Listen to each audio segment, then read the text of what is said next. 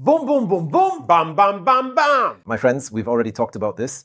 MiCA, and after MiCA, what does the new reality look like? We'll mention it a bit, though we're aware that it's already an extremely rehashed topic. But listen, we'll talk a bit about stablecoins and a certain initiative or even initiatives. And since it's vacation time, we'll also cover some vacation topics. But that's at the very end. Łukasz, tell me, what interesting and innovative stablecoin initiative have you recently heard about or come across? Exactly. It's a truly fascinating and very interesting initiative that was announced quite recently, not long ago at all, but which has already managed to cause quite a lot of buzz. I'm talking about OpenUSD, of course, and I have to look at my notes because there's a lot of meat here and I don't want to get anything wrong. And generally, on June 30th, the OpenUSD project was officially announced by the Open Standard Company. This marked a notable moment for the organization. Why is this important? Because there are, in fact, some truly significant and important players behind this company. Is OpenAI there right now? No, I really don't know anything at all about that, honestly. You know, that's exactly the first impression. Okay, that's fine. I wonder to what extent this name was used, whether it was just about an open dollar, like open banking, for example, or if there was supposed to be some association with OpenAI. But anyway, maybe explain which players. Which players, because it's really interesting. For example, one of the first players I'll mention is Visa, Mastercard, American Express. But also to go a bit in the direction of crypto, Stripe and Coinbase. Why not? Of course, there are players like, for example, BlackRock, Google, IBM, but coming back to our backyard, Ripple, Solana, Aave, MetaMask, so it's getting really interesting. There are 140 companies in this consortium. Of course, well, not everyone is as prominent as the ones I've mentioned here, but as we can see, the cross-section is quite large. There are, you could say, all the necessary players, both those who are already active in the payments market and those who are in the crypto world, and quite deeply at that. We also have blockchains that are especially popular, and these are well known. And besides Coinbase, is there any other exchange among the leading ones? I don't know. Kanga isn't there, for example? Kanga Exchange isn't there. We don't know how to react to that yet. We'll be thinking about it, and, well, we'll definitely write something to Open Standard to, well, express our opinion too. I'm asking because we'll probably talk about the role of stablecoins today, but for any stablecoin to become popular, in my opinion, it needs the support of several large exchanges. Because if there's no listing of key cryptocurrencies for this specific stablecoin, then what? Then why do we even need such a stablecoin? What use would it be? To us, right? Because I can make payments with a credit card, and we're not really solving a major problem here. However, the fact is that Stripe said it would be the default cryptocurrency payment, and MetaMask, of course, stated that it would fully support this solution in its wallet. Shopify as well, which is recognized as one of the most prominent leaders in the e-commerce industry, also announced its complete support for payments using OpenUSD. So it seems that from a business perspective, it will work. Whether it will solve any problems or become part of people's awareness, well, that's interesting. Because really, as long as there's no exchange, why have such a stable coin? Exactly. Because on Shopify, I can just pay with Stripe, I can pay that way and so on, right? So they actually accept these payments, but it's not really them, it's some payment processor they work with. If it accepts it, they'll still receive dollars in their account. I wonder what the motivation is for creating all these stable coins that are supposed to facilitate or streamline payments. Because all these big players, ultimately, they don't want, I think they're very afraid of these stable coins traveling heavily on the blockchain. Why? Because at that point, a large burden, a large AML obligation arises. And on the other hand, a stablecoin that only works within a specific ecosystem, I know a few like that, well, it makes sense for that ecosystem, but the ones you mentioned already have other payment methods. That's true, yes. However, Circle's shares plummeted nearly 17, they fell nearly 20% on the day of the announcement, which was June 30th. So we have a very large drop. And generally, analysts point out that this could be competition. Of course, again, these are TradFi analysts, meaning traditional finance. It's interesting whether these solutions that work in traditional finance will also work here in the crypto world. From my perspective, I believe that competition is good. The more different stable coins there are, maybe not better, but it's good that we don't just have one. So I think that's okay, and every environment can have its own stablecoin and use it for its needs in its own environment, right? That's very good, but here the number of players is actually quite impressive. I wonder what the future of this project will be, because this project really doesn't look accidental. Is anything known about MiCA and their compliance right here? And here's an interesting situation. Commentators directly point out that in this announcement, there's no mention of MiCA, not a single word about whether they even plan to enter Europe or if other currencies are planned.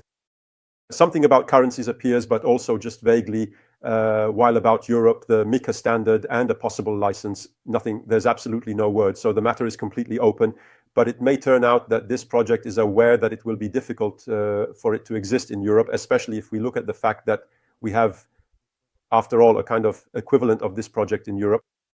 I hadn't heard of it. I was surprised, which can only mean that it's some kind of bureaucratic creation rather than a real one. Nevertheless, I found information that there is such a consortium, Quivalis, yes, which was, this consortium was established by several banks. At the moment, initially there were 9 banks. Now there are already 37 of these banks from 15 countries. So the consortium is currently active, but the real question is whether this is something that is strictly official or just a lot of hot air, or if something will actually come of it in the end. Because sometimes you really have to wonder if these things are more than just talk. Among the participants are BNP Paribas, Danske Bank, Raiffeisen, ABN AMRO, Rabobank. Nordea is well known to us in Poland, but wait, there's also Bank Pekao SA. Yes, and I remember in 2018 when we were starting out, there was also talk about some consortium of 3 banks in Poland. 3 Polish banks, I mean not only Polish, because one of them was definitely Polish, and only Polish. And the other 2 were, they were banks operating in Poland, but with an international brand. And at that time, it was said that they were also working on, I remember it was said, creating a space for tokenization, and elements of this space were to be a Polish stablecoin. Well, yes, because let's remember stablecoins are useful when we have some environment in which this stablecoin has some additional use and not just as a payment method. In the case of USDT or USDC, we have 2 such very important utilities there.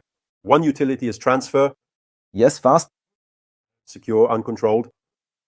In a sense, because we could record a separate program about control here, but let's say uncontrolled cryptocurrency-like. And the second is that there are markets for other cryptocurrencies to these stable coins. So we have a very liquid Bitcoin market, a very liquid Ether market, and many, actually all cryptocurrencies are listed against USDC or USDT. That's why these stablecoins work, as you correctly noted. If the OpenUSD stablecoin only functions on Coinbase, then it might turn out that it will have a role, but a very limited one. Exactly, because it's also important that this stablecoin, because if it's already on Coinbase, that's still great, because there's some motivation to own it, to withdraw it to a wallet, and when the time comes to buy again, they'll just deposit it back to Coinbase, right? A large exchange could provide such demand, but it's best, of course, when there are at least 2 large exchanges, because then we want to use it to transfer value from one exchange to another. And now, when I hear that somewhere in Europe, several banks are deciding to create a stablecoin, well, what would it simplify for them? Well, as I understand it, transferring value, right? Transferring value. But if those banks you mentioned exist and their main client is someone in the Eurozone, well, not PKOSA, right? Because it isn't. Then, after all, in the Eurozone, sending euros, well, it happens through that SEPA system, right? And I understand that this stablecoin would be intended to speed things up. So that SEPA wouldn't be used, but remember, there's another important feature of a stablecoin to consider. Because when you buy a stablecoin, the funds you have are actually frozen and held. And in this way, the issuer, to simplify, because in the case of OpenUSD, for example, there's no classic issuer, but the issuer can invest those accumulated funds in debt securities, for example, from the European Central Bank. And in this way, finance the debt of the European Union, because as long as the money from these stablecoins is in circulation, you could say that there's an overt, direct creation of new money that isn't controlled and isn't legally restricted in any way. It can be created exactly as the need arises. And thanks to that flexibility, for example, officials working within the European Union can actually finance their own debt. Well, but for that to work, this stablecoin has to be popular, and it has to be very, very popular. Besides, that's the intuition we've talked about many times. what the MiCA regulations were primarily about, which stated that stablecoins in Europe that can now appear on European exchanges must meet certain regulations and have approvals. Well, the point was to push USDT out of the market, because each of us who bought USDT sort of started this process where the zlotys we spent on buying USDT, they eventually ended up with Tether in the form of some other fiat, probably dollars. And Tether, of course, bought bonds with that, meaning the more developed the cryptocurrency system was in Europe, for example, the more Europe was sponsoring the American government. And of course, no one will say it out loud, but that was exactly the point, to put a stop to it. Well, we'll see about these kinds of initiatives. I remember when Ripple released its stablecoin, some time ago, it was tied to two media campaigns. One campaign claimed it would be the best stablecoin. I don't know how a stablecoin can be even better, what that could mean. Maybe it'll be frozen faster in our wallets or something like that. But on the other hand, I remember Ripple also started this campaign of attacking other stablecoins, especially Tether, saying that Tether is a bad stablecoin and so on and so forth. Yeah. Yes. Right. Those times were a hot period for rumors, although, of course, not all the facts that were reported, some shocking, turned out to be false. Some of them were absolutely true. But I think Tether has already straightened things out, and these kinds of allegations won't appear anymore. Maybe it's just too big to fail now. Exactly. And despite being cut out of the European market to some extent, because we've talked about it many times, maybe it's worth reminding the fact that MiCA has already started in full swing doesn't mean we can't use non-European exchanges where Tether is available. But still, in some way, it was kicked out of Europe. And yet this week, at the beginning of this week, Tether's capitalization grew so much that for a moment it became the second cryptocurrency in terms of market capitalization. Did it grow, or maybe Ethers fell? Well, at the moment... Sure, but still, honestly... Yes. Second. Yes. It was second. Yes. Right now, there are some really nervous movements when it comes to cryptocurrency values. Bitcoin saw a drop even below $58,000 on some exchanges. I've already seen videos showing that it'll be below 50 soon, that there's only one direction now. That didn't happen, although the market is extremely nervous with large fluctuations. I recently saw 61.5, then another slide to 59, so really high volatility and a lot of nervousness. Let us know, why is this happening? What's your opinion? Because analysts here simply do not have any truly convincing idea as to what is actually causing such unusually high volatility. The idea that it's about clearing leverage stands out, of course, because there were actually quite large liquidations of leveraged positions. First, those that were already betting on growth, and then immediately those that predicted there would be an even bigger drop.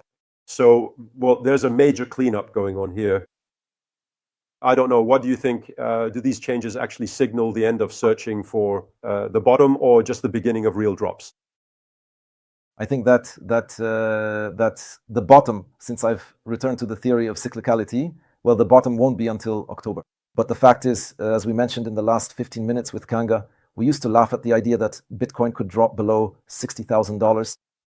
People said it was pretty much impossible, and yet here we are. So, and what's more, we can see that the main reason for the success of the Bitcoin rally in this cycle, which has just ended, was actually the ETFs. And right now, there is only an outflow happening there with no significant inflow at the moment. It's like blood is spilling. And I'm thinking that exactly, it's like there's currently no positive thing that could happen within the next, I don't know, month that could make us head north.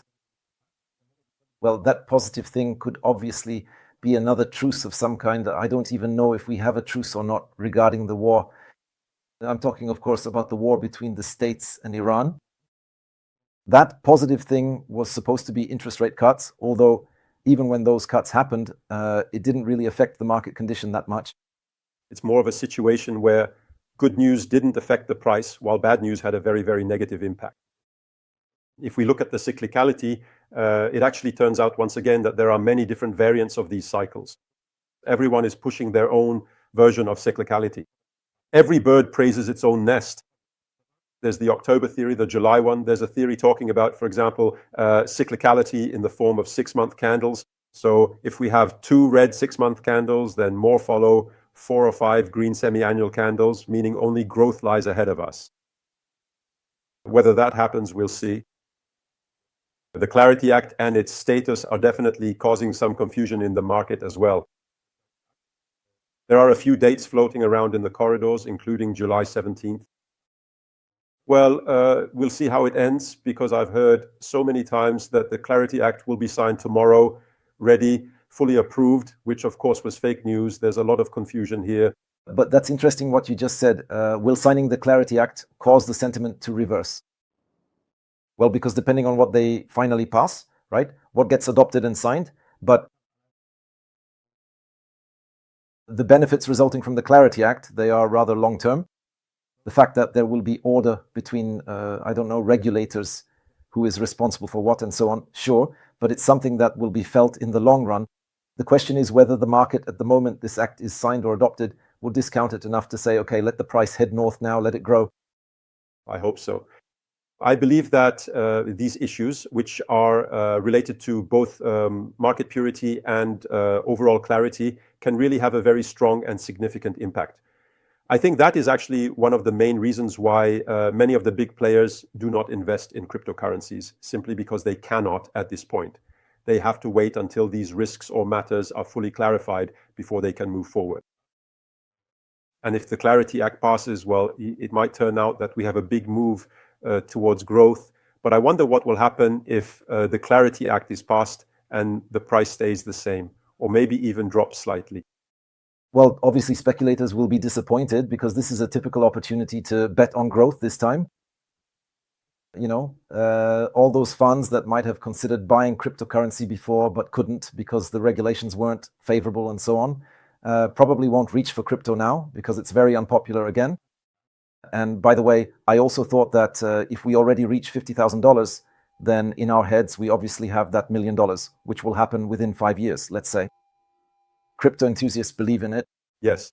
And suddenly, just like that, as if you were telling someone, hey, you know what? You'll actually have a 20-fold profit on this. We'll see how it goes. 20 times. That's right, 20x.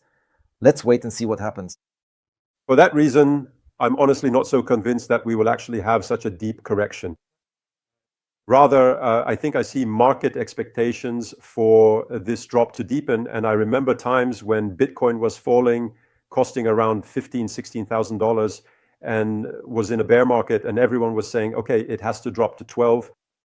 It really had to drop to 12, but my friends were waiting for that moment, and they never saw it happen because it just didn't hit 12. Instead, the price went north, and they missed catching that bottom. You always have to think carefully, calculate your moves, and one of the most important things to do is, of course, DCA, which is the possibility of systematic buying. That means consistently investing at regular intervals, regardless of the price, to help manage risk. I believe that DCA on nervous days like these is an excellent tool that can allow us to enjoy the summer at least a little bit, because we can set aside worries about the exchange rate. Put it aside, turn on DCA, and go on vacation. Let me remind you, DCA is the principle of constant systematic buying for an amount of your choice. Constant means that we don't look at what the price of the cryptocurrency is, and systematic means that every fixed period of time, for example. Every month, week, hour, everyone has to choose their own frequency and the amount they buy for. I believe that even 20 zlotys is a good solution. It gives us great opportunities, especially if, for example, we buy more often than once a month for 20 zlotys, because we won't accumulate much here. But if we buy, for example, every 2 days or every week, well, then it's better to do 10 every day. Or every day, yes. And you don't have to do it manually. There's actually an automatic buyback, and you can easily use this feature whenever you want. Yes. Lukasz, I have another question for you about the new Kanga Exchange EU platform, the European platform. When will it be possible to register there? We are recording this material on Thursday. As far as we know, the pre-registration page should be available on Friday. So you watching us on Saturday have probably already signed up. If not, then of course you're welcome. Kanga Exchange EU. The platform will launch in full glory within the next few days. I'll remind you that we're still waiting for some formalities to be finalized. To put it simply, for certain decisions to become final, and as soon as all that is available, the platform will be operational. We know there's a lot of confusion in the market, a lot of fear, a lot of misinformation, which is why we encourage you to subscribe to this channel, because it's the only channel that definitely gives you reliable information regarding Kanga Exchange EU. All right, Lukasz, since it's the holiday season, and I won't hide that shortly after this episode, I'm going on my week-long vacation. I don't know if I should say this, but I'm keen for us to still do a few things. Do you know why a vacation is always punished from two sides or twice? Well, I don't know. Tell me. Is this your fun fact? No. Okay. It's just life knowledge. Because when you go on vacation, you always feel like, damn, I still have to do this, I still have to do that, I still have to do this, I still have to do that. And basically, you won't get everything done that you wanted to do anyway, so your vacation is punished at the start. When you return, there's a backlog. Punished again. Oh, it's like, maybe it's not worth taking a vacation. That's one solution. That really reminds me actually of that familiar saying from the spicy food vendor. That it hurts twice. Right? But Lukasz, I think we can move on now to our most important part, which is authentic facts, not myths and so on. Tell me, what fun fact have you prepared? I have a holiday one. I know that many of you are surely planning a vacation in the coming days. So I have a holiday fun fact, and this time not a mocking one, but a real one. I want to tell you something about Gdansk. Now, we've mentioned this a few times, but only in passing during the quarter hour. I think it happened once or twice to mention it, that Gdansk is special for several different reasons, and I'll focus here on just two of them. First of all, people from Gdansk can arrange to meet in Gdansk. Yes. When I see Sławek and we want to meet somewhere, for example, for lunch or whatever, some meeting, we can part ways. It's like, okay, so we'll see each other at 4 p.m. in Gdansk. And it causes some confusion for other people, but that's actually how it is. Every resident of Gdansk knows exactly where Gdansk is, what that means. Of course, we're talking about the main town and the area around Neptune's Fountain, or 200 meters away, the Armory, the Golden Gate, and those areas. That's the place where people from Gdansk say Gdansk. Why is that? Hardly anyone knows that anymore. Because there's one rational explanation I've heard, and it's this. Gdansk is one of the few cities that missed the time. Demolish forts? Yes, when many cities were developing very dynamically, and it was a fortress city. Yes. For over 300 years, Gdansk was considered a fortress city, meaning it was heavily fortified, and it only stopped being that kind of fortress in the year 1920. Only then was the formal status of the Gdansk fortress abolished, and the walls could be demolished, and the city could breathe and spill over into the surrounding areas. Because remember that when there are defensive walls, the area in front of the walls, the forewall, is specially protected. It used to be, well, it's not like that now. The rules of warfare are different, but for a very long stretch from the walls, you weren't allowed to build anything. Yeah. And that's how it looked, and Gdansk was always so tightly squeezed. Now it's developing very dynamically, but that stayed in our heads. And a second interesting fact, also related to Gdansk, very close to this, because Gdansk is one, I don't know if there are more such cities in Poland. Gdansk doesn't have a Starówka. In Gdansk, you don't talk about the Starówka unless you're talking to a visitor, but you say either the main town or the old town. Because what tourists call the Starówka, yes, meaning Gdańsk, that place I mentioned, Neptune's Fountain, Artist Court, the Green Gate, that's not the Starówka, but it's the main town. And the oldest part of the city is located 300, 500 meters away, which hardly anyone knows about anymore, although it's being very nicely revitalized right now. And that's the area around the old Teutonic Castle. And that is the old town. I recommend it there if anyone wants to visit. Where the Hilton stands. Very, very close. So the people of Gdansk defeated the Teutonic Knights without much bloodshed, after which they themselves dismantled actually. They didn't demolish, but dismantled the Teutonic Castle. That's the city. Yes. The first theory I heard was that it was out of hatred for the Teutonic Knights that the castle was torn down. But Professor Stankiewicz, who wrote the history of Gdansk and focused on fortifications, said they simply ran out of bricks. So it was dismantled, and those bricks were actually used elsewhere in our city.